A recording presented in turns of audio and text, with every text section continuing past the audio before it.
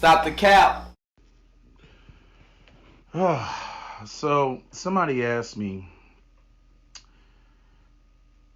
if I watched the PBD interview with Thomas Rousseau. If you don't know who Thomas Rousseau is the, I guess, self-proclaimed leader of Patriot Front, or he is the leader of Patriot Front, born in 1998, which is crazy because, it clearly shows that you have this new wave of white supremacists that, obviously are young. We've seen this with the mass shooters and the shooter of the Jacksonville Dollar Tree, the shooter of the AME Church, the shooter of the top supermarket. Right? We've seen like this new wave of white nationalists, white supremacists, which is always just strange to me because growing up, to me, white supremacists were old. They were in the deep south. They drove a pickup truck,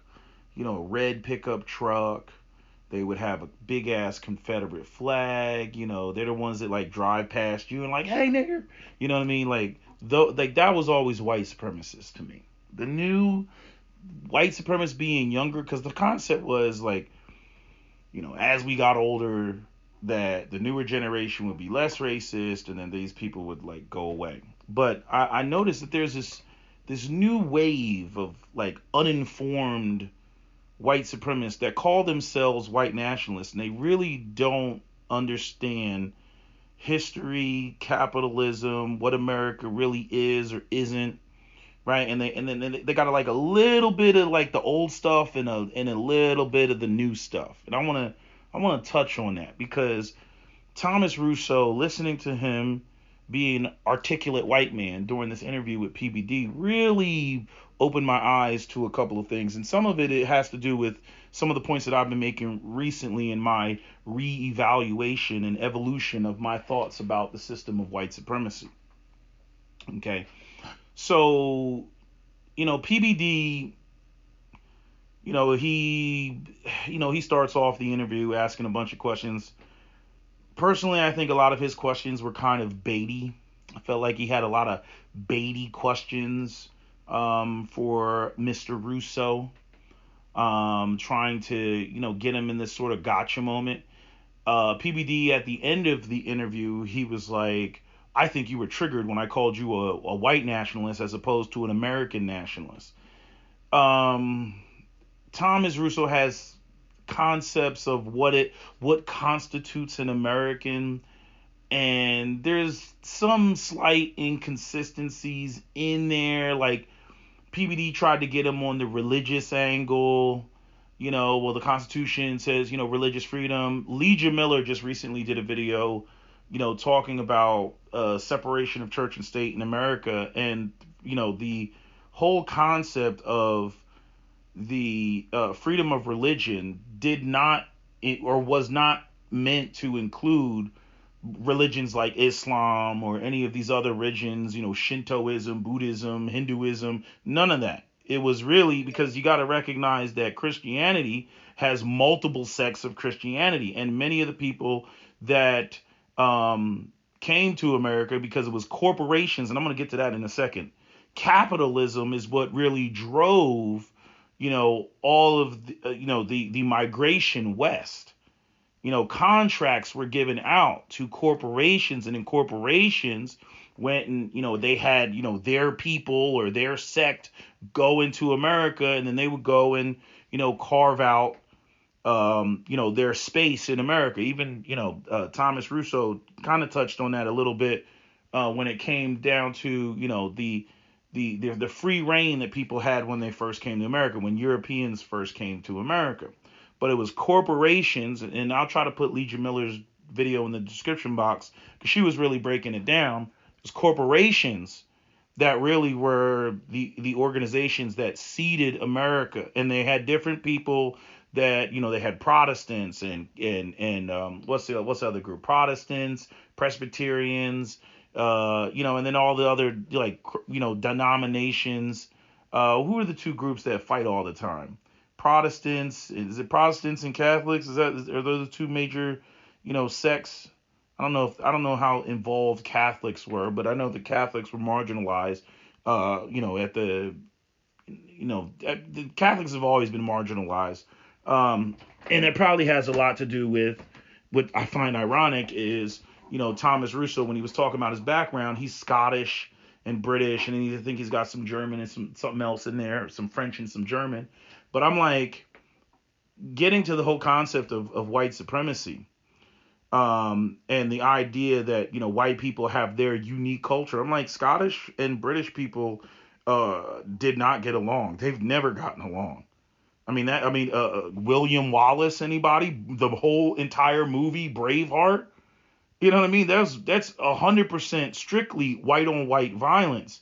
So again, I've talked about this before. This sort of warped perversion of making Europe this sort of Rivendell, where the elves live in Lord of the Rings, that white people were all getting along and it was all peaceful, and white people had a white identity, and in the 1400s they were had their fist up in the air saying white power. Like, no, they did not have that sort of identity. It's no different than the arguments that revolve around Africans, when people want to say, oh, the Africans, they sold themselves into slavery and all this. Many of the Europeans, when they came to Africa, they were buying Africans from Arab traders.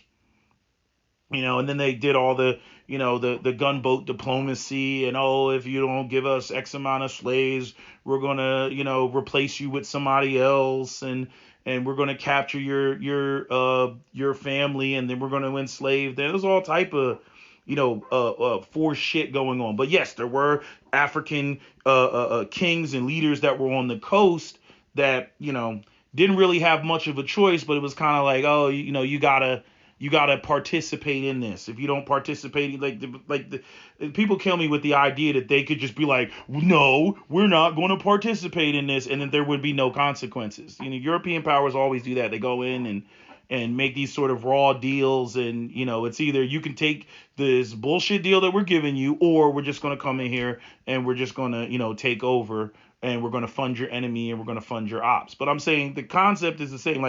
Like when you talk to Africans don't identify as being black like African Americans do in America. Africans identify mainly with their ethnic group and their tribal group, and Europeans were the same way.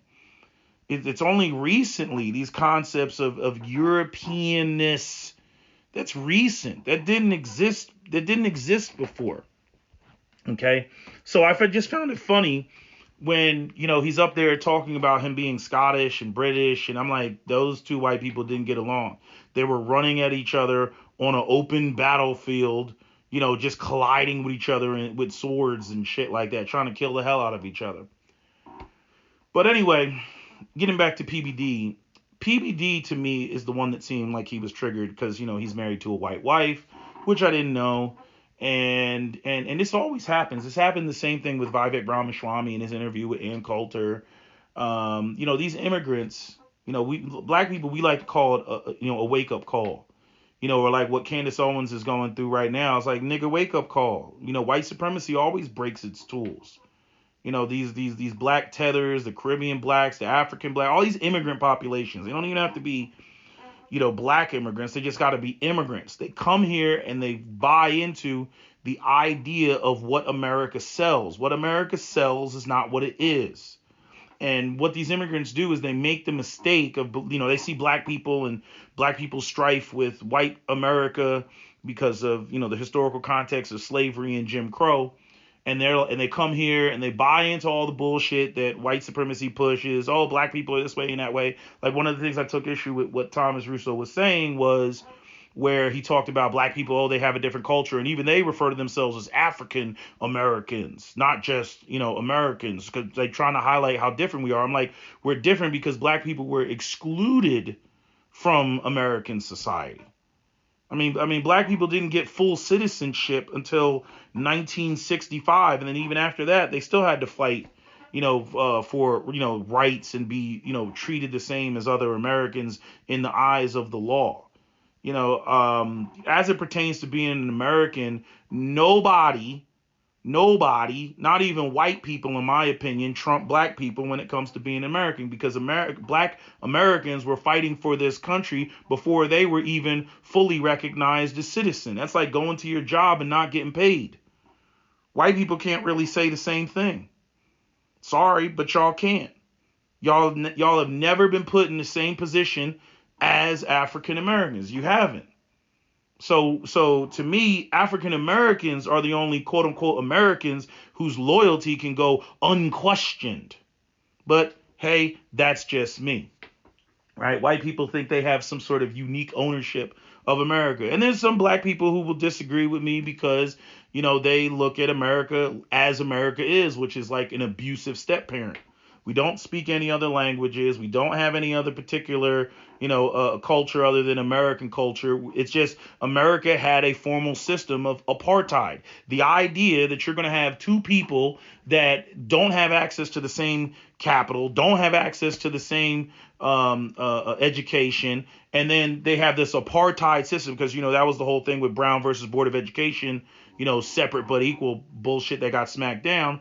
I'm saying to think that you're going to have two people that are going to think, feel, operate, and function the same exact way when you have a formal system of apartheid is insanity to me. Other people come here with different cultures and different belief systems and so on and so forth. African Americans had that shit completely stripped from them. The only identity that they know is that of, white America. And people can say, whatever, the ways in which African Americans had to operate in secret, whether it's Negro spirituals or, still having, call and response, in our music and things like that. There were only certain ways that African Americans were able to express themselves, and African Americans excelled in those areas that they were allowed to, express themselves. So I just take issue anytime somebody jumps up and questions the Americanness of African Americans. One of the points that he brought up was about, Africans should have been repatriated, Liberia and Monrovia. Yeah, but again, white people didn't want to do that because it costs too much to do that. See, again, white people go around and they cause a whole bunch of damage, but then they never want to fix the damage that they do because they operate from a place of pure exploitation, when they go around the world, marginalizing everybody else. Again, I forget who said it, but I think the first time I heard it was from Tim Dillon when he was on the Joe Rogan show. Invade the world, invite the world. I find it very funny and hypocritical when you have all these white nationalists and white supremacists in Europe that are bitching and crying, oh, there's too many immigrants, oh, they're coming here with their culture and this, that, and the third. But again, white people invaded the rest of the world and destabilized the rest of the world so they can get cheap resources and they can have their first world economies, that they live in. Like, it's like there's this disconnect that they don't realize the only reason they're living in first world conditions is because they fucked everybody else over. Had they left everybody else alone and left them to their own resources and their own devices, we wouldn't be having these discussions. But white people wanted to be evil and satanic and run around the world and rape and pillage and plunder. And so now white people got to deal with, the mess that their ancestors, created. But they never want to take ownership of that. It's very irritating. One of the things, let me go back to the PBD, but yeah, PBD just seemed very frustrated because I'm like, again, you go up there, you pander to all these white conservative Republicans. He talks all the dumb bullshit that he talks, like when he went up there and acts, historically obtuse, like when he had Roland Martin up there and they were talking about the African American community, act like he don't get shit. And then, all of these immigrants that are used as these sort of model minorities, they all get their ass handed to them when these white supremacists and white nationalists, get up there and say, you're not an American. I mean, it's hilarious. The way that they ride around, with their capes on, swooshing all over the place, knocking people over as model minorities, telling black people there's no such thing as white supremacy. I don't think white supremacy exists, because they're trying to cater to their white base. And then when the white people get up on like the actual like literal white supremacist, white nationalists get up there, they're like, nope, you're not an American. And then they got to sit there and they got to eat crow. And so he was trying to, what PBD was trying to do is he was trying to, goad him, and, Thomas Rousseau, he was trying to bait him. He started talking about, the man with the funny mustache, and, oh, do you believe this? Oh, you believe this about black people? Like it's just funny, because it's like he never wants to acknowledge any of this stuff any other time, until he gets up there when there's a white supremacist, sitting across from him. And then all of a sudden now he wants to bring up black people and what black people have been through, and try to get him to say negative things about black people. All the things that any other time, if a black person is up on PBD's show, he'll sit up there and he got the capes out for white supremacists and shit. I don't think it's about race and blah, blah, blah. I can't stand these bitch ass immigrants, man. We can't stand y'all for that reason. And that's why y'all don't get any real respect. That's, you little model minority with your bitch ass model minority status. You know what I'm saying? White people, when it comes to black people, we got, our conflicts and our history and everything else like that. But truth be told, and they may not want to admit it, but there is a little bit more respect there. Because they know that, niggas will crash the fuck out. White supremacists, they go, they do all this bullshit. They talk a big shit and everything else. Nigga, pull up. All this stuff. Oh, Chicago. What about Chicago? Oh, okay, nigga, pull up. Pull up in your fucking pickup truck. Go into Chicago and do what it do. They'll never do that. They'll never do that. Plate carriers, AR-15s, niggas this, niggas that. They don't never pull up, because they know what's going to happen. You see? But when it comes to the model, y'all so busy licking the doo-doo crack of these white people. Y'all so busy, trying to get the pat on the head from Massa. You know what I mean? Like, they don't got any respect for y'all. You know what I'm saying? There's only two things white people respect: money and violence. If you ain't coming with money and violence, you ain't gonna get any respect from them. Point blank, period. But y'all so busy trying to be a model minority and, we're not like those niggas. You know what I mean? Like, you don't get any fucking respect. And they literally always come on your show and tell you to your face how you're not an American. It's hilarious. It's hilarious. Black people telling you, look, these white people and the way that they think and white supremacy, like, this is what the fuck it is. And black people will tell you, as other minorities, will be like, look, this is how these motherfuckers are. We know them. We've been here for like 400 years. We know what time it is with them. Okay? They're not, don't get too comfortable, because we're telling you what the fuck they on. And every time all these immigrants, they sitting there and they over there, oh no, white people are my friends. They doing the Charlie Cheon shit and whatnot. And as soon as we get to who's an American, all the white people will come out and they will talk about how, you're not an American. You're not a real American. You need to stop speaking, Chinese and all that ching chong chang stuff. And you need to speak American. They let you know that you're not an American, and they don't accept diversity, and we're just this ethnic melting pot, and you can speak your language and wear your sari and wear your turban and put the dot on your head, and you can have a special room where you can go and you can pray at the office 5 times a day so that you don't miss your prayer, and when the azan pops off and shit. Nah, they don't. No, they don't want to see none of that.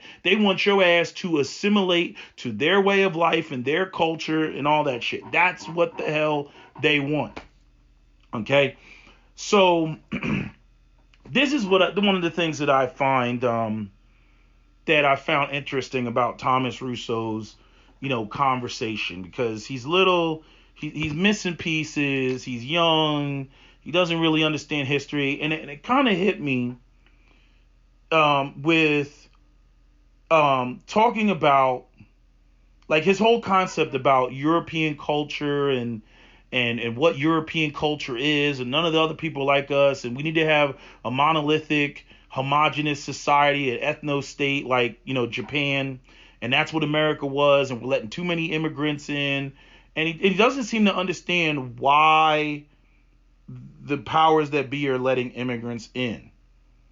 Right, and this is I've talked about this before, where the white nationalists they get caught up on, and it's so ingrained. I'm gonna explain why white nationalists make the mistake that they do when they want to embrace this identity of white nationalism, because real talk, it's a complete fabrication. It's like patriotism. It's not real.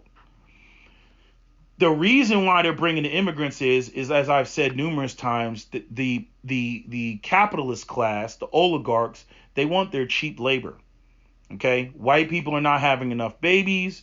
They have no intention of paying white people the type of wages that white people would need in order to live a middle class American lifestyle, right? That has been sold to the American people, right?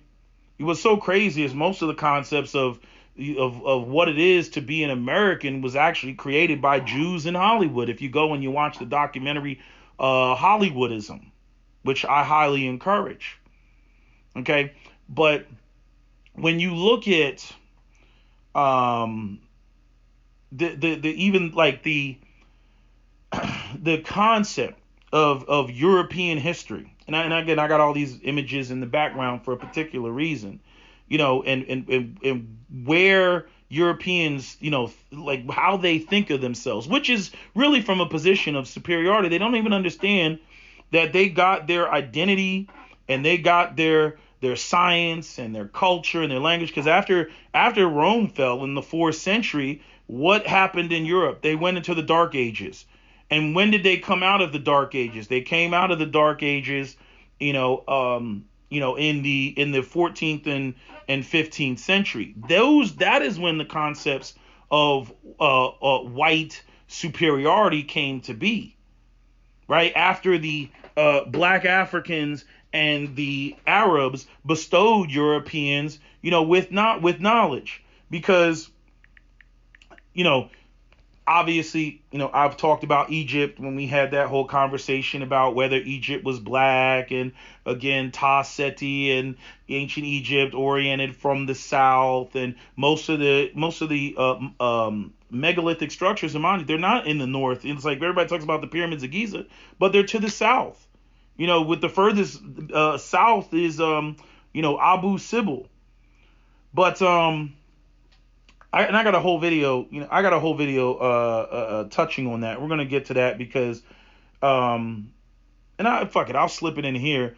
You have the Edwin papyruses, which were written in hieratic, not written in later languages that came from the Greeks, like the Demonic and which were like modified version, because there were different, the hieroglyphs is the oldest, then you have hieratic, and in the hieratic text there's two texts called the Eber text and the Edwin papyrus text, which they come from, like, I think what would it be, I want to say 1500 BC 1600 BC, that's what they dated it to.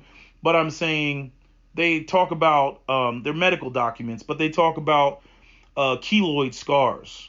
And what are keloid scars? You saw this with what's his face, Killmonger in Black Panther, right? Like where the black Africans scar themselves up, and basically it's hypercollagenization. It's basically proliferation of fibroblasts in the extracellular matrix, which causes the raising of the skin. And it's something that you see in black people. If you type in keloid scars, it'll say you will see this in black people. It's disproportionately in black people. It's not in all black people, but it's disproportionately in black people's keloid scar. I'm like, why are ancient Egyptians talking about keloid scars if they're not black, right? So again, black people are 300,000 years old. White people didn't even come into existence until about 40,000 years ago. Black Africans had the early, interactions with obviously, the Near Easterners, and then Islam came and they took over the area. And then you had the Moors, that, ruled, Spain for several centuries, right? And brought knowledge into Spain, until 1492, which is when they got kicked out. And they taught Europeans how to bathe, and they taught them, architecture, science, math, right? Like, where's this at? Hold on. I'm gonna give you the breakdown. Let me see. You got the. Hold on. Yeah, during the Middle Ages and the Renaissance, African knowledge and contributions had a significant impact on Europe in various fields, facilitated through trade, scholar exchanges, and the Islamic world's intellectual network. Here are some key areas where African knowledge influenced Europe. You have mathematics, astrology, and again, much of this was related to the Moors and the Arabs. You had medicine, pharmacology, geography, cartography, architecture and engineering, philosophy, science, literature, language, trade, economic practices. Because again, even when we got into the slave trade, they were the Europeans. Many of the first people that they interacted in order to get slaves were from the Arabs. Key figures and contributions: Khwarizmi, and then you have Ibn Sina, you have Idrisa, and then you have Ahmed Baba of Timbuktu. So after the 4th century, and this is what was so funny about when you talk about white supremacists, and they always want to, go back to Rome, and even the man with the funny mustache went up there and was talking about Rome and Greece. Again, I always talk about Sacco and Vanzetti, and when they first came to America, Italians were not considered white. These concepts of whiteness and white nationalism, that didn't come, until later. And what was done, right? When did it come into existence? Right? Because if you look at all the images that I have in the background, right? And this is what European, white nationalists, white people, they don't know. At least Vladimir Putin knows. But I'm saying, you have black saints. And this is one of the things that I always find funny when people talk about the Moors and they talk about the Arab interactions. I find it strange that all of the depictions that you find during the Renaissance are essentially of black people and not of Middle Eastern people. And then the black people that are depicted are always depicted in high regard. They're always the wealthiest. They're always, they got, they'll have ones that have crowns and kings and saints and all this. So the reverence for black people in Europe during this time was, completely different than what it was after, 1492, right? Because once, the Americas were discovered, and then they were like, okay, we need people to work the land. And at first they tried to enslave the Native Americans. That didn't work, because how you going to enslave somebody in their own backyard and they know every crevice and rock and where to go and where to hide, right? They couldn't get them to do that. On top of the fact that because black Africans already had interactions with Europeans, many of the diseases that Europeans had, black people were already immune to. Right. So where, the Europeans came to the Americas, and then they would have smallpox, and then smallpox would spread, and then 90% of the Native American population would be decimated. Where with the Africans were all Africans, again, 300,000-year-old people. They were already drinking milk and dealing with cows, so many of them were already immune to, smallpox. They had an immunity to malaria for those that were, heterozygous, for the sickle cell gene. So, after the African population was a much more robust population in terms of diseases than the Native Americans were. But in order for the Europeans to facilitate, right, the slavery, right, the capitalists of Europe came up with an entire system of white racial hierarchies. So in order to facilitate that, right, you have to, I mean, in order to enslave a group of people, right, you have to dehumanize them. You have to reduce them down to lesser beings. And that, in my opinion, changed the whole interaction and dynamic that black people had, with the European, where it started from a position of respect. And I got a problem with black people, in a historical context when it comes to this, because we're too nice and we're too welcoming and we share too much. And then, nobody ever returns the favor. And so, you have these white people who believe in narratives that just simply aren't true about their own history. And the white capitalists have let these concepts fester, right, in order to maintain, the system of capitalism, right? Because it's like this, right? Like today, if I said I was going to replace all of American workers with, Boston Dynamic robots, right? People would object to that. They would be like, well, how are we going to live? How are we going to eat? How are we going to do X, Y, and Z, right? But how do you get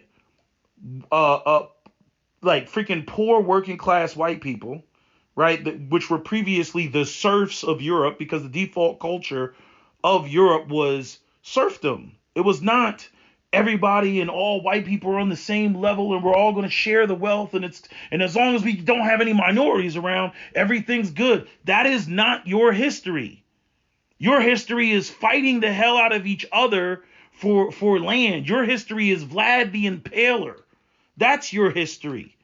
Your history is Napoleon Bonaparte. That is your history. White on white violence. Your history is not of white people holding hands, singing Kumbaya, and sharing the wealth. That's not what it was. But you have these white nationalists that they constantly sit around and think that that's what it was, right? So the concept of white supremacy, the belief that white people are superior to those of other races and should therefore dominate society, has historical roots that can be traced back to several key developments. Number one, European colonialism, exploration, 15th to 18th century. Not prior to that. 15th to 18th century, the age of exploration beginning in the 15th century saw European powers exploring, colonizing, and exploiting other parts of the world. The encounters with diverse peoples led Europeans to develop hierarchical views of race, often portraying themselves as more civilized and superior. Yeah, so that you can justify all of the rape, pillage, and plunder that you are about to do, right? We're civilizing them, right? Even though Europeans weren't civilized after the collapse of Rome. And again, we already know that the Romans and the Greeks got their knowledge from the ancient Egyptians, who we know were black, right? That's why there's a big ass Rosetta Stone that has freaking Greek on it, demonic on it, which is a later period script, which looks like Arabic and is written from, or read and written from right to left. And then you have hieroglyphs at the bottom. Okay. That's where the Europeans got their knowledge from. Black people, the oldest people on the planet. I don't know where people get this idea. Even, like I said, even when it comes to the religious Abrahamic stuff, I'm offended as a black man that, again, I am descendant of people that are 300,000 years old, and yet somehow people that didn't show up until about 40,000 years ago or 50,000 years ago want to tell me about a God that was made up 2,000 years ago and tell me about what type of relationship I need to have with a higher being or the Most High, right? The fuck out of here. Continuing.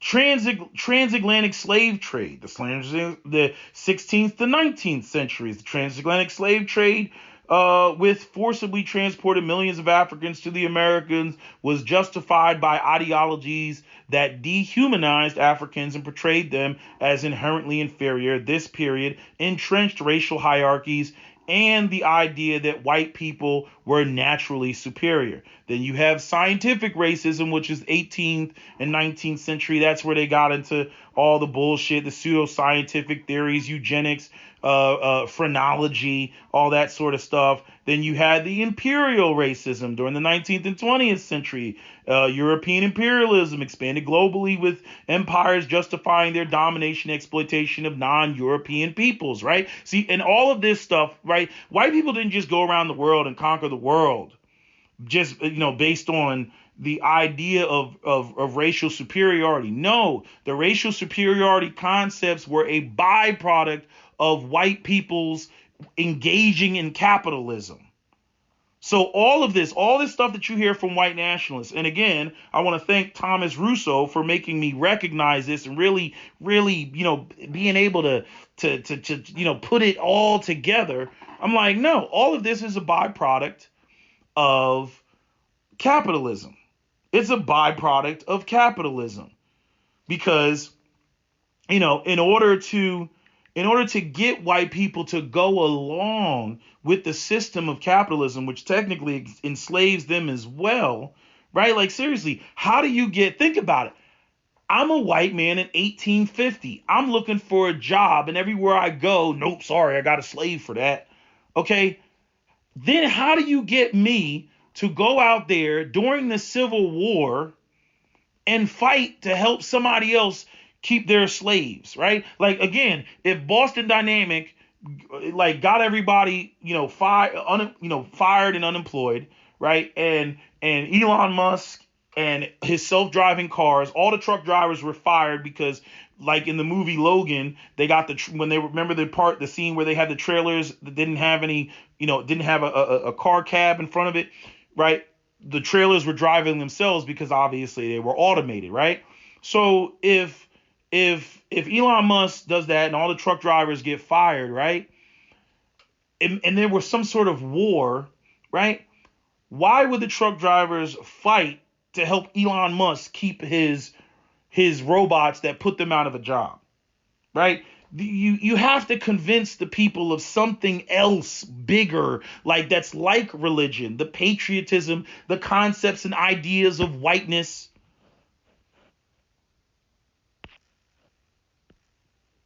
That don't exist. I thought I closed it. That don't exist, right? You gotta really, because you gotta think about how complete this process was, right? Because in order to do this, you have to eliminate history. You gotta hide shit. It's probably most of the shit is probably in the basement of the Vatican, right? But you gotta hide, the real history of Europe, right? You gotta hide where the knowledge and the origin, it's like what I say about Pythagorean theorem. That one always kills me, right? Pythagorean theorem is about the angles of a triangle, and the Egyptians, clearly building pyramids, had that already down, and yet you're going to give the name of who invented that to a Greek, right? When again, there's already papyrus that shows the trigonometry and algebra on the freaking papyrus that came from Egypt. Again, the great library of Alexandria, even though that's not what it was previously called, that was burned down, right? Because people went there, who went there? Herodotus went there. I don't know if Socrates went there, but there's a bunch of people, they went there for knowledge, to gain knowledge from the black Africans.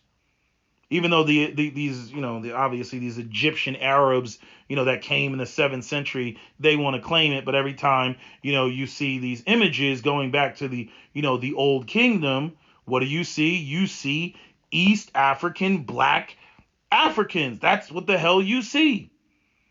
They look like the Beja people, right? And they just want to continue to deny it. And as I've said before, the white supremacists and the Arab Egyptians, notice how the white people don't even like Arabs, But when it came to ancient Egypt and the concept of ancient, when they had that Netflix thing and the Arabs, I mean, excuse me, the ancient Egyptians being black, notice how the white supremacists came rushing in to the Egyptian Arabs' defense. Notice how they came rushing in. No, no, no, it can't be black. No, no, no, absolutely not. You know what I mean? Like, it's like we're living in a modern day Planet of the Apes, literally, like modern day Planet of the Apes. You know, where freaking Charleston Heston is throwing the talking doll at Dr. Zayas. That is literally, the current existence, of humanity and this whole conversation about black white. And they've buried it because we don't have black. I mean, there's black Egyptologists, but we don't have anybody that's Zahi Hawass, right? Mr. They were not nigger. They were not nigger. They were not black. They were not nigger, right? Mr. Zahi Hawass is like, hey, let us, take some DNA samples off of the mummy. No, you can only take the mummies from here. From the new kingdom, yes, you can only take the mummies, the people from here, and these mummies. Yeah, but all these mummies are like late period, Hellenistic, Ptolemaic dynasty. We already know who those people were. Those people were not the original ancient Egyptians. Those people were foreign invaders who came later. We ain't trying to see those mummies. We trying to see, the mummies that you all flooded with Lake Nassar. Oh no, they are the Nubians. They are the Nubians. Okay, we'll take the mummies from Luxor. No, we sealed it off. You cannot take any mummies from Luxor or Thebes. Why not? Like, that was the seat of power of ancient. No, you cannot.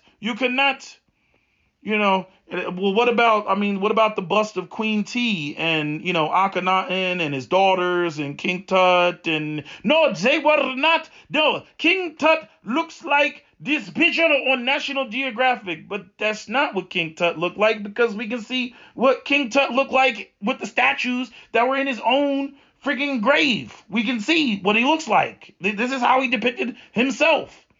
Hello? No.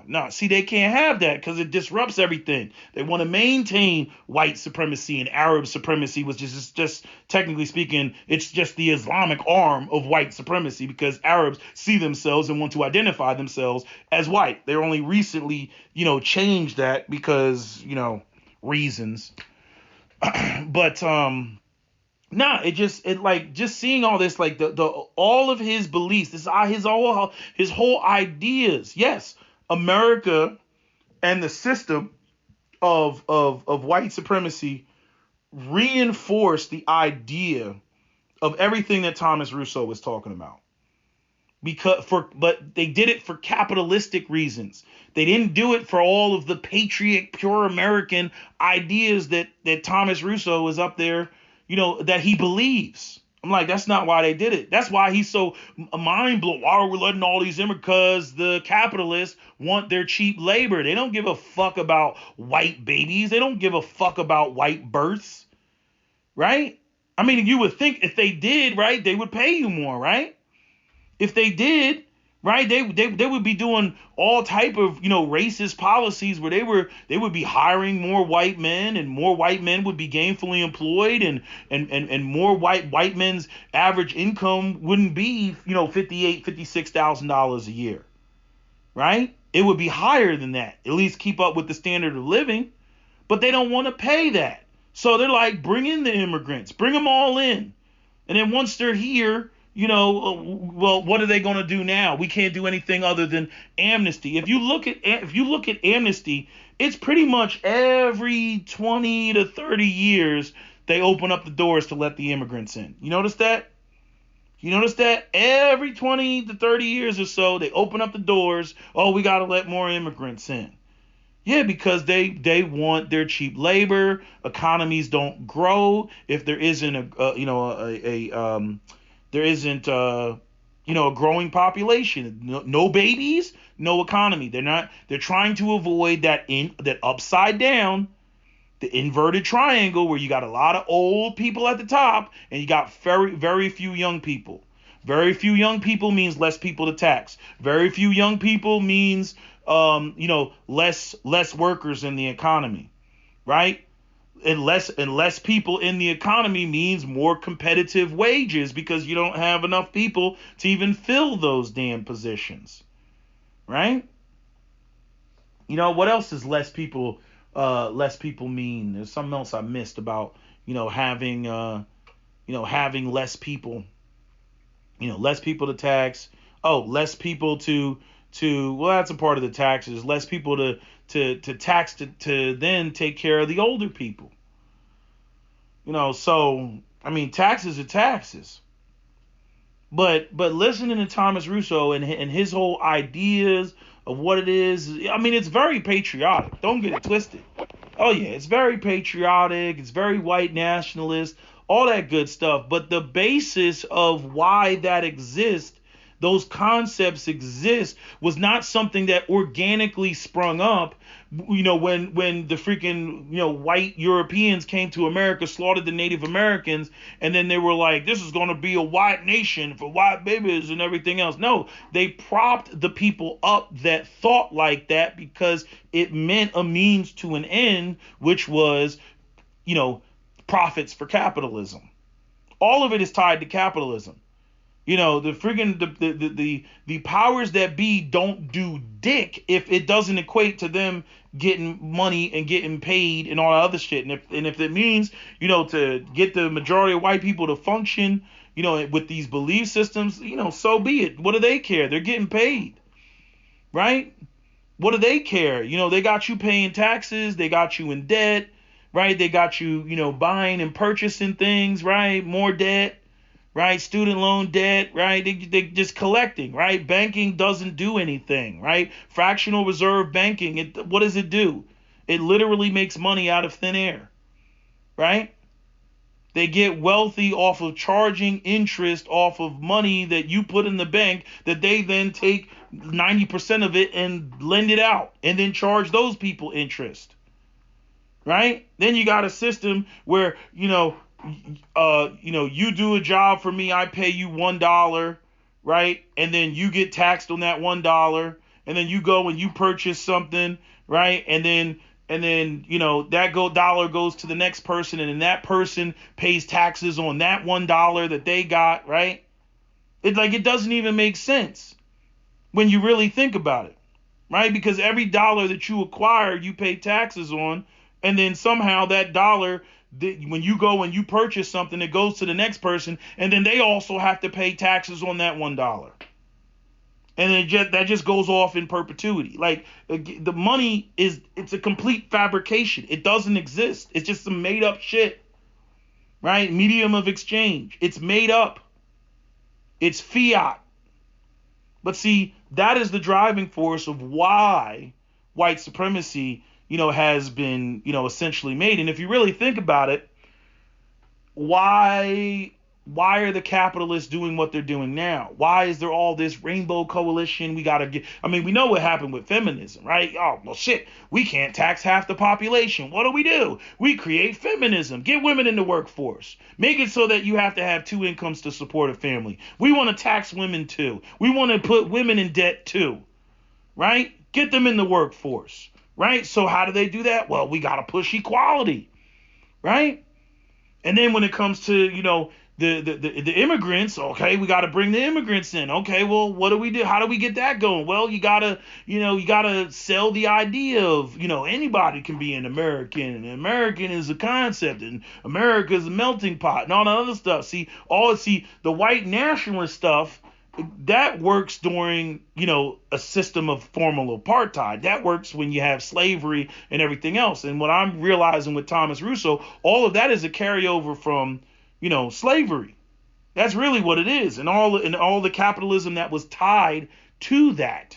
But now the capitalists are like, no. We don't care where the money comes. We don't care about white nationalism. We don't care about the ideas and concepts of America. We need to change all of that. That's why everybody feels like it's a cultural war. That's why white people like Thomas Rousseau exist, and why they feel the way, now white people are under attack and blah, blah, blah, blah. And how I got white nationalists in my comment section, making the same point.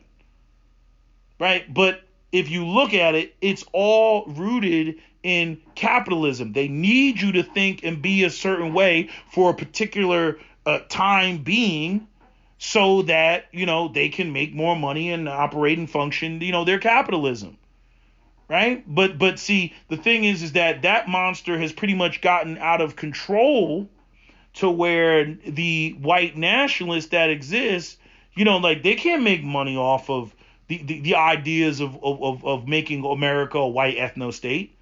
I mean, if you really think about it, right, that's going to cut into the things that they want to do. They're like, hey, you're not picking fruit. I need the Mexicans for that. I need the Central Americans for that, so I can make my Tropicana orange juice and sell that. Okay, you ain't going to work those type of wages, so I need the Mexicans in here. You see what I'm saying? Right? Because white Americans, they literally think that, oh, if we get rid of all the minorities, that all these capitalists are going to pay them. They're not going to pay you. They don't give a fuck about you or your concepts and ideas of white nationalism, that ironically the capitalists are the ones that sold you those ideas. They sold you those ideas when they needed you to think those ideas, so that they can, keep on, with slavery and Jim Crow and all that other stuff. Because if you really look at it, like, the immigrants, like American immigrants, like when did the immigrants really when did people really start bitching and feeling like there were too many immigrants? Probably the 80s and the 90s. Right? Because a lot of the people that you see now, the people that are, when you hear people like, Nikki Haley, I think she come here in the 70s, right? Nikki Haley, Vivek Ramaswamy and everything. All these people, their parents have accents. So like, that's how they just got here. They just got here. So they just got here within like the last, 40 to 50 years. Right? Because, I mean, we didn't have, as many, you didn't have, Indian Americans as deep as they are today in the 1940s. You didn't have that. Right? You always had Mexicans in like Texas and Cali and whatnot. But now it seems like they're everywhere. Right? These are recent phenomena. I remember the whole amnesty thing back in the 90s, and Bush was up there and they were going back and forth about immigrants coming across the border and DACA and the DREAM Act and all that shit. I remember all that stuff. But all of that is tied to capitalism and, again, cheap labor. That is what they want. And so, it's like I said, this is giving me new insights, as it pertains to the concepts of white supremacy and these sorts of beliefs. Because once you get people hooked on, like, it's like religion, right? Once I convince people to be Christian, you can't just walk in the room and just take that away, right? Once you get people to believe a certain concept a certain way, like, again, go watch that document Hollywoodism. You know what I'm saying? Like freaking Superman, the whole concept of Superman. People talking about Superman can't be this and he can't be that. He can't look this way. He can't look that way. And Superman is a Jewish creation. The Christmas songs that people think is Judeo-Christianity, even though, Thomas Rousseau wasn't on that. We're all Christmas. And then most of the Christmas songs, the most popular Christmas songs, were written by Jewish composers that didn't believe in Christianity. They don't believe that Christ is king. They don't believe it. They just believe, he was the messenger. He was a prophet, but he was not the son of God. He was not the Messiah. You see? And even like during World War II, they had a bunch of films that came out because they needed more black soldiers. They wanted black soldiers. So it's like, okay, how do you get the black soldiers to fight? Well, we got to make it look like the army is diverse. And that's where you get these themes where you get, they'll have like if you go back and you look at some of these like older movies that are basically propaganda for the military, right? You got the white farm boy, right, who can hit the gnat off of a squirrel at 300 yards away, Yeah, me and my pa, we used to always hunt for squirrels down in Mississippi, right? You always got the country bumpkin white boy, right? Then you got the black guy from Philadelphia, right? Who's kind of hood.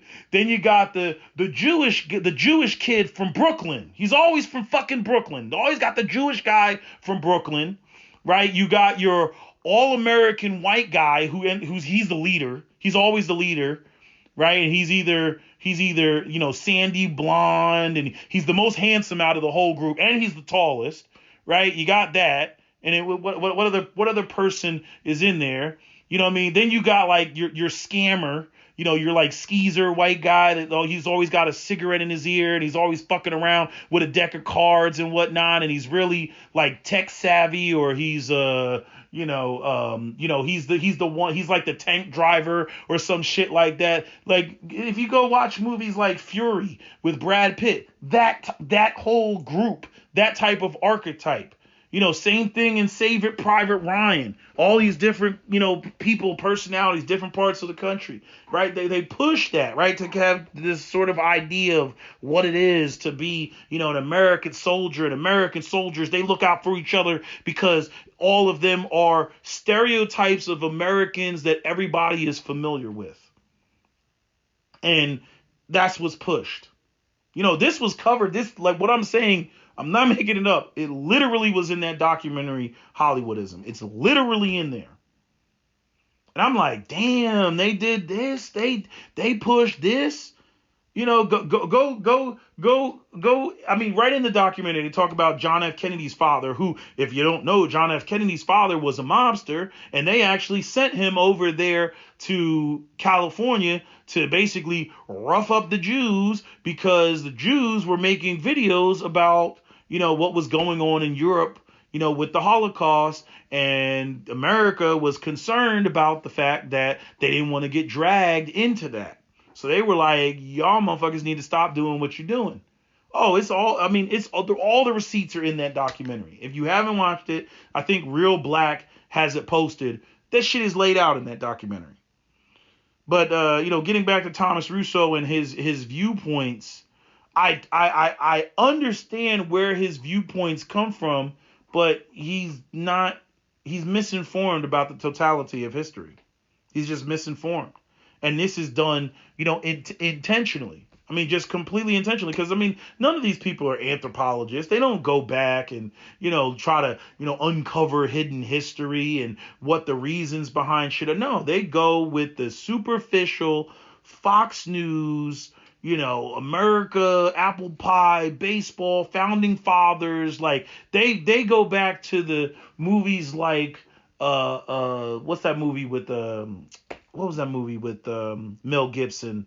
Patriot. What movie was that? The Civil War thing where, I think his son got killed, and then they ambushed the redcoats and all that shit. That's their idea. That Yankee Doodle went to town bullshit. Like, that's their whole idea and identity that revolves around being American. Like, they don't factor in that capitalist aspect of getting people to subscribe to a belief system to get them to operate in a manner which facilitates the capitalists making money. So while they're over there feeling good about having this white male American identity, their pockets are empty. They're not making any money. The capitalists are making money, right? But if I can get you to feel like you're, and then I say the same thing about religion. If I can get you to subscribe to, these sort of ideas where you get a sense of like sustenance, from it, then I don't have to worry about paying your ass, because you're over there and you're more concerned about, the belief system and the magic and the ooh and the ah and oh, and our identity, and you feel proud and patriotic and, and Colin Kaepernick needs to stand, all you feel all that, but when it comes to money and capitalism and unions, that's where you miss everything. That's where you miss everything. And that's what you're seeing now, where, in my opinion, many young white Americans have been duped. because they're hyper focused on the cultural war and they're not focused on the economic war. They're not focused on the class warfare. They're over there worried about what are the niggas doing, right? They're worried about, the Mexican. If you listen to these folks and they talk about Mexicans coming across the border, they primarily focus on the fabric of America changing, cultural identities changing, what these people are bringing into the country culturally, right? They're less focused on the fact that they're being brought in for cheap labor, right? When these white nationalists talk all the shit they want, I got a way to stop the Mexicans and the other Latinos from coming into the country from Central America. Create stiff ass penalties that punish the employers, the white employers, from hiring them. You see, if they can't get jobs, they'll stop showing up. But see, y'all ain't focused on that. Y'all focused on, we got to deport them and this, that, and the third. But I don't hear them organizing saying anybody who hires an immigrant will pay $50,000 in fines per immigrant. I don't hear y'all saying that. Y'all ain't saying that. Y'all are over there doing dumb shit like the freaking guy that went up and, shot up the Walmart in Texas. That's what y'all are doing. Focused on the cultural aspects when it's an economic aspect. I mean, again, like I said before, if you look at American history, America started with slavery, and then immediately after slavery, what happened? The Gilded Age. And what happened during the Gilded Age? What did they do? Who did they bring in the country? Immigrants. In the 1880s, Irish potato famine, bringing in the Italians, right? Bringing in Russians, right? They opened up the floodgates to bring in more immigrants. Think about it. Why would you do that? Why would you open up the floodgates to bring in, slavery ends, and then you're like, why not just hire all the white people that were already here? Why not just hire the Americans? Why are you bringing in more immigrants? Why were immigrants needed? Okay, so here's from, what is this from? Immigration to the United States, 1851 to 1900, U.S. History, primary source timeline, Library of Congress. So, let's go. Immigrants, immigrants, however, entered. Okay. So, immigrants entered the United States through several ports. Those from Europe generally came through the East Coast facilities, while those from Asia generally entered through West Coast centers. More than 70% of all immigrants, however, entered through New York City, which came to be known as the Golden Door. Throughout the late 1800s, most immigrants arriving in New York entered at Castle Garden Depot near the tip of Manhattan. In 1892, the federal government opened a new immigration process centers on Ellis Island in New York. Wait. Hold on 1 second. I was too far up. Where's this at? Fleeing crop failure, land and job shortages, rising taxes, and famine. Many came to the United States because it was perceived as a land of economic opportunities. Others came seeking personal freedom and relief from political and religious persecution, and nearly 12 million immigrants arrived in the United States between 1870 and 1900. This is after slavery. During the 1870s and 1880s, the vast majority of these people were from Germany, Ireland, and England, a principal source of immigration before the Civil War. Even so, a relatively large group of Chinese immigrated to the United States between the start of the California Gold Rush in 1849 and 1882, when federal law stopped their immigration. That was the Chinese Exclusion Act. With the onset of hard economic times in the 1870s, European immigrants and Americans began to compete for jobs. Traditionally reserved for the Chinese, with economic competition came a dislike, even racial suspicion and hatred. Again, capitalists want everybody to fight over jobs and wages because that drives the wages down. Such feelings were accompanied by anti-Chinese riots and pressure, especially in California, for the exclusion of Chinese immigrants. Again, Chinese Exclusion Act from the United States. The result of this pressure was the Chinese Exclusion Act passed by Congress in 1882. This act virtually ended Chinese immigration for nearly a century until 1965 and the civil rights movement and African Americans opening that door up again. You're welcome, Asian Americans that went and fought to smack down affirmative action so that your ass can get into Harvard. Continuing, although immigrants often settled near ports of entry and a large number find their way inland, many states, especially those with sparse populations, actively sought to attract immigrants for offering jobs or land for farming. Many immigrants wanted to move to communities established by previous settlers, from their homelands. This is why when you go out to the Midwest, Montana and Wisconsin, you'll see a lot of people that are they're both German and also I think Swedish. I think there's a lot of Swedish and Finnish people up there. Where am I at? Once settled immigrants looked for work. There were never enough jobs, meaning they let way more people in than they actually had jobs, which does what? Drives down wages, right? And employers often took advantage of immigrants. Men were generally paid less than other workers and women less than men. Social tensions were also part of the immigrant experience, often stereotyped and discriminated against. Many immigrants suffered from verbal and physical abuse because they were different.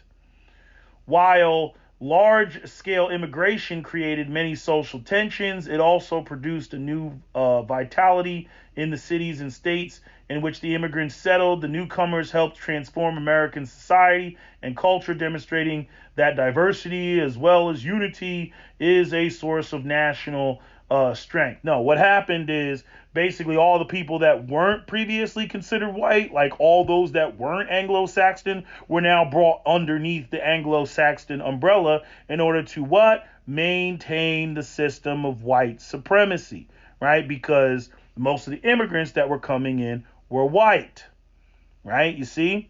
And so, again, the point overall is to bring the immigrants in, drive the wages down, right? But keep them distracted by making them American and then keeping them focused on maintaining the racial hierarchy as opposed to recognizing that they're being economically exploited. And like I said, at this time, there were a number of labor riots, the Latimer labor riot, the Ludlow labor riot, or massacre, I should say. These were massacres because, again, during the Gilded Age, employers did not want to pay.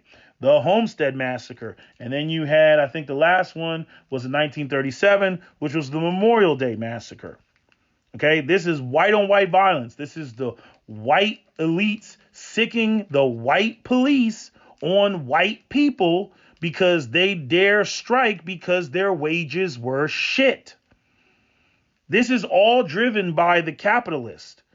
So with Thomas Rousseau running around focusing on, freaking culture. Oh, the cultures are different and they're just different and we can't get along because, they're different and that's the problem. It wouldn't be different if people were making the same type of money. It wouldn't be much of a difference. You wouldn't see that. In very short order, people would acclimate to American society and go from there. But when you have, this sort of, economic, these economic, hierarchies, and you have white people who are distracted, by the concepts of culture, and they prioritize that over the class warfare that's taking place, then, you end up with this situation where you end up with white nationalists that are running around, wanting to maintain a position of socioeconomic and political, dominance when the political system is not for them.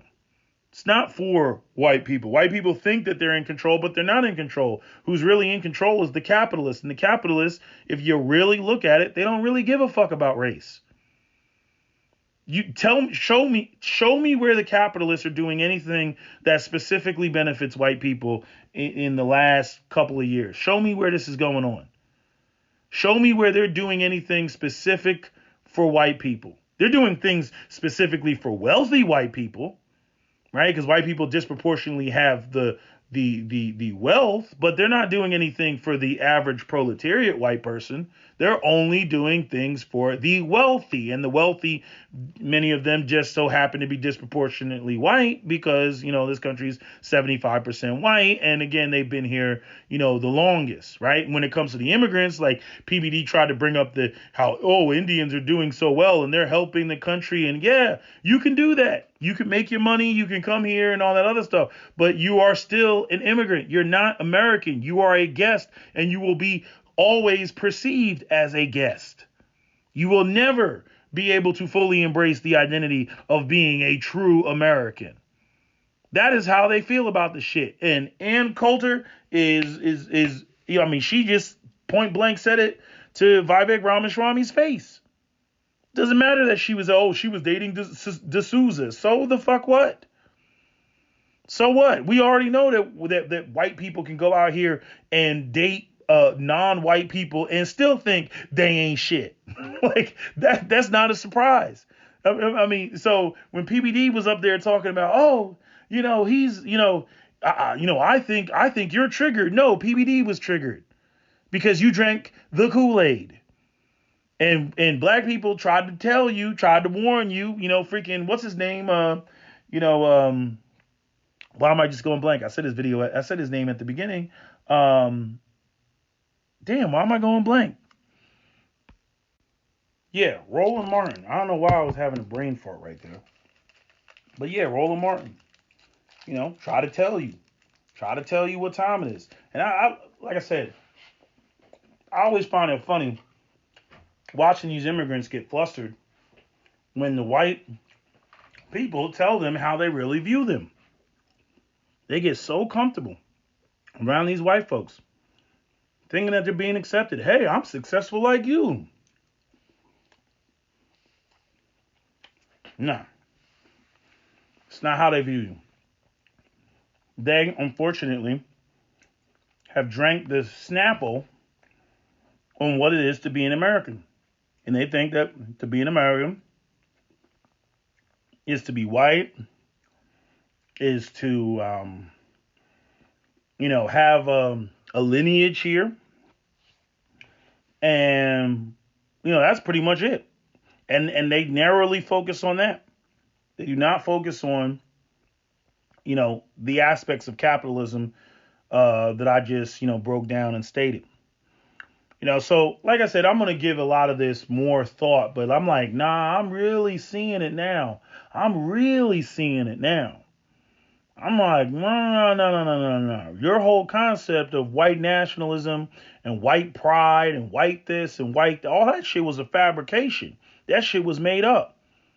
White people were not in Europe in the 1400s sitting around talking about how white they are.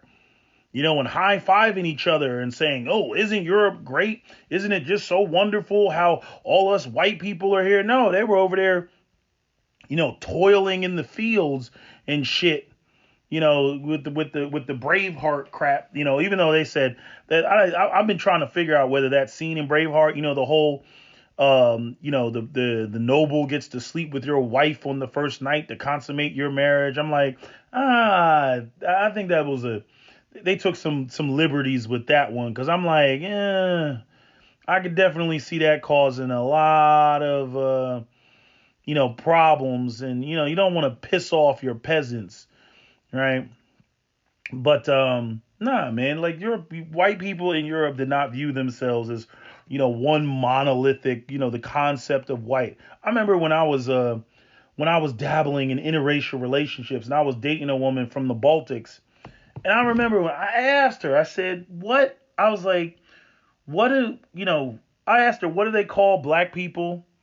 And then I was like, what do they call white people? And you know what blew me away? Just to show you how much white people did not view themselves as white.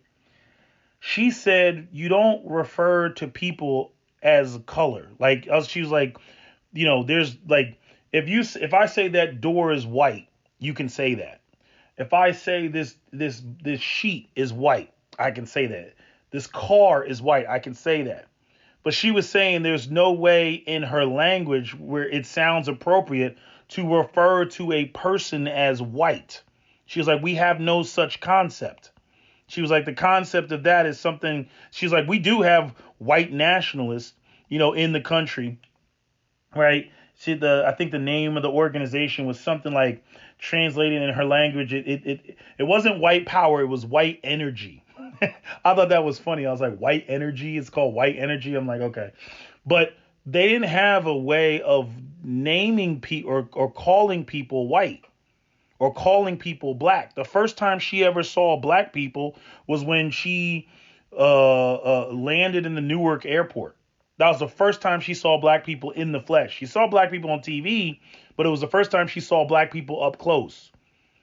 Because in the Baltics, there's virtually no black people.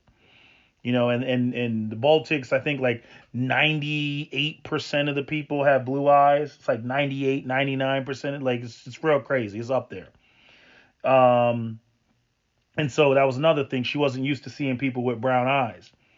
And, while everybody in the West sits there and they're like, oh my God, blue eyes are so amazing. What she thought? She thought, and again, only a person that grew up around people who have blue eyes would be the only person to say that. I can see my reflection in your eyes. So again, it just it goes to show you how like value systems and perceptions of things are just completely different. Just completely different. But there was no concept of, being a white person. She based her identity off of, not only the country she was from, but also, the city that she was from. Not based off of these Western ideas of white nationalism, which, ironically, it spilled, into Europe.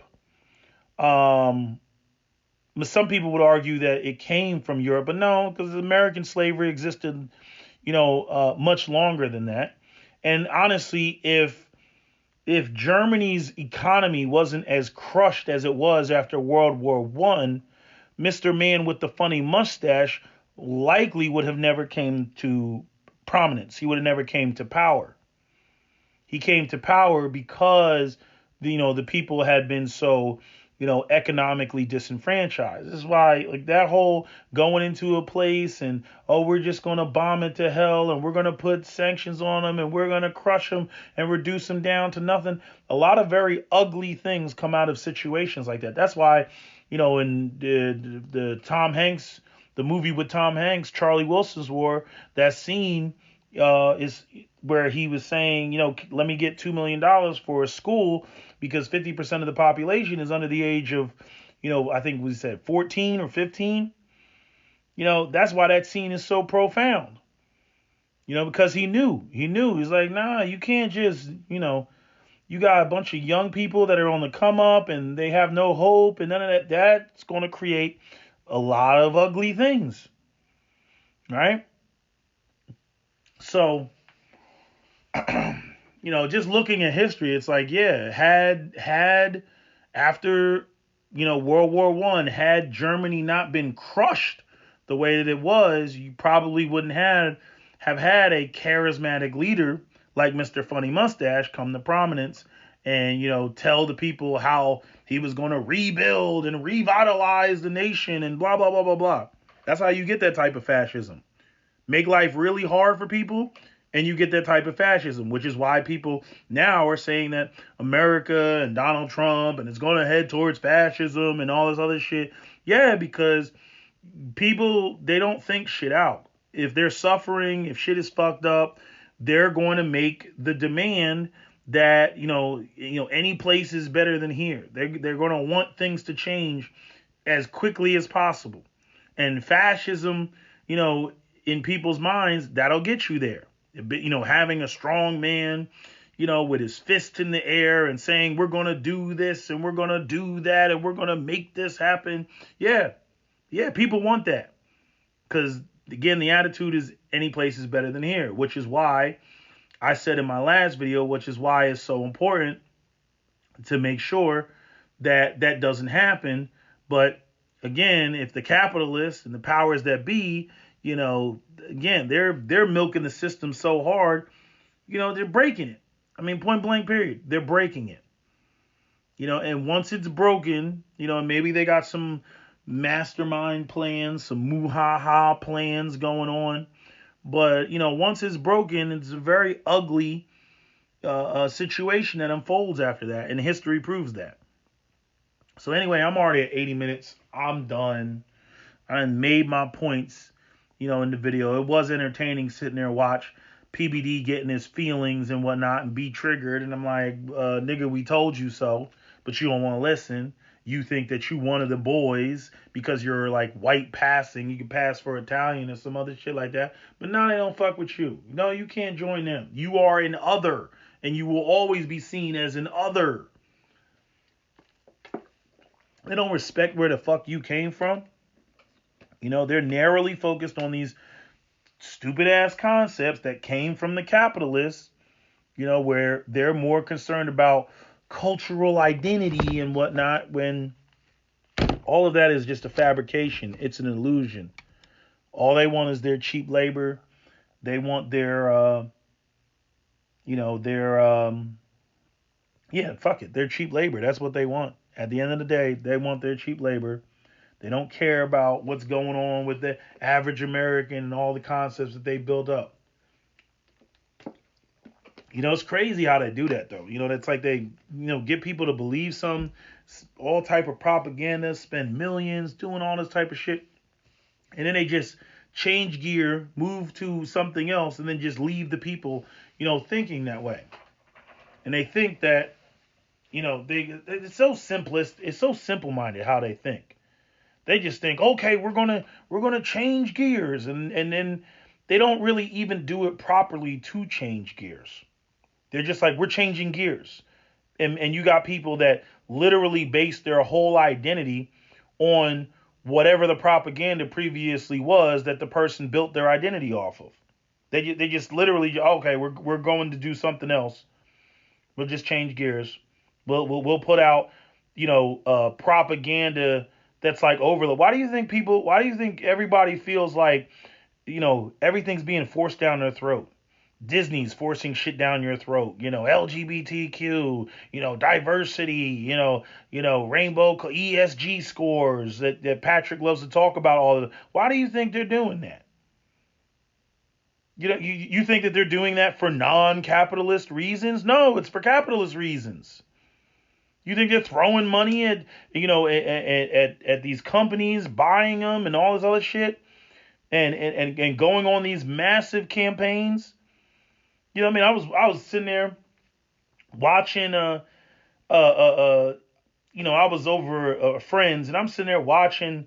I was like, what is this? It's like, oh, it's Daredevil. And it had the bitch. I was like, she's blind. No, she's deaf, mute, and has one leg. I'm like, what the fuck is this shit? You know what I mean? What is the name of that show? Y'all know what the name of the show is. But I was like, this is retarded. I'm like, so we got like, just, I'm like, what's next? I mean, Daredevil was blind. He had echolocation. Okay, cool. But I'm like, you gonna make her mute, deaf, and fucking freaking have one leg. I'm like, you had to throw the one leg in there? They did that same bullshit with Call of Duty, with Battlefield 5, with the trailer. They had a bitch with a freaking she was an amputee, right? She had a prosthetic arm, and we're sitting there, and then you had the guy jump out the window with a samurai sword and do a tumble roll. We're like, what is this? This is not my Battlefield. I was one of them. I was a Battlefield 3 and a Battlefield 4 veteran. Hell, I go all the way back to Bad Company 1. Bad Company 1, Bad Company 2, right? And then you get Battlefield. I was playing Battlefield 1. Battlefield 1 is a masterpiece, if you ask me.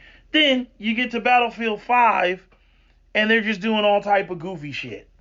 I'm like, really? A bitch with a female in World War II, primary combat with a prosthetic arm. Are you kidding me? But, again, I'm like, what is that really about? What is that really about? Even the way that they, with the Call of Duty. Call of Duty used to be, if you go back and you play Modern Warfare 2, the basic one, it had a very dark and gritty feel. It was very masculine. You know what I mean? Captain Price. You know what I mean? Try again, soldier. You know what I mean? All the. It was a masterpiece. And then now, Call of Duty. You got fucking Nicki Minaj running around with fucking pink hair and fucking people in duck suits like they're Howard the Duck or something like that, and bunny ears and all this goofy shit. Buy this battle pass, buy this battle pack, buy this skin, right? All this stuff is it's taking us out of, right, what we want is a masculine modern military shooter that has foul language and profanity, like how Call of Duty 3 was. Watch the trailers for Call of Duty 3. You know what I mean? And then watch the gameplay and the cut screens for. I mean, they took it out now because people bitch so hard. But Battlefield 2042, it was like these cheesy ass one-liners, and I was like, "What the fuck is this? What is this? This is not my Battlefield." And I'm like, "You did that for 2 Battlefields? Technically 3, because there was Hardline, and then there was Battlefield 5, and then there was, Battlefield 2042. I'm like, dude, all we wanted was Battlefield 3 and Battlefield 4 with next gen, better graphics, sexy maps. And that's what we wanted. But you know what the reality is? You know what the sad part is? All those guys that made that game, they moved on. Those games, the game is 10, 15 years old. Those developers are no longer there. And that's why, we don't get the games that we used to love so much and used to play so much, that were just masculine masterpieces. That's why everybody's over there on Helldivers 2, which is nothing more than a parody of Starship Troopers. That's why everybody's playing it, because they just kept it simple and what men want. Then they didn't cater into all the capitalist and their new agenda, where everybody's fucking gay and white people will obviously argue multiculturalism and DEI and diversity is a problem. But I'm saying, yeah, if you believe in, white supremacy, if you believe in white nationalism, yeah, that you'll see that as a problem. But I'm telling you, your whole concept of white nationalism is rooted in the needs of the capitalist. It's not rooted in what is so ethnically and culturally beautiful about white Europeans. It's not. It's not. And then you say, well, how come all these other groups, how come they can take pride in their identity? The reason why that even exists is because you had a whole system that elevated white people and then shit on minorities, especially black people, hid their history, hid everything about them, their cultural, everything else, and they're trying to discover that and revitalize that. You all were sitting on the pedestal. You were sitting on a throne. So this whole idea, look, you can be white and you can value white culture and everything, but the way that y'all run around try to act like you're the victims now is total bullshit. You were pedestalized for hundreds of years. Again, all because capitalists wanted to make their money. But y'all come on and see, the thing is you want to maintain, because that's all and you feel comfortable with that sort of world and whatnot, right? That's what white supremacy is. And now, again, which is like in line with what the capitalists are trying to do now. But honestly, like, it's like black people are not trying to have a sense of self-worth and self-love and self-pride because of what the capitalists are doing, in the media. Black people were already on that journey. It just so happens to align with what the capitalists are doing with trying to, equalize everything and everyone so that they can get everybody to participate in their slave system of capitalism. You see? Because being exclusionary, prevents them from getting dollars and getting money from everybody. They want it from everybody. You see? And then everybody will be miserable. That's how the shit works. But, y'all, nobody can get y'all to understand that shit. You think I'm white and I'm smart. What's this nigger talking about? Like I said, I'm nigga I know what I'm talking about. Anyway, that's my video. SWP out. Don't forget to comment, share, like, and subscribe.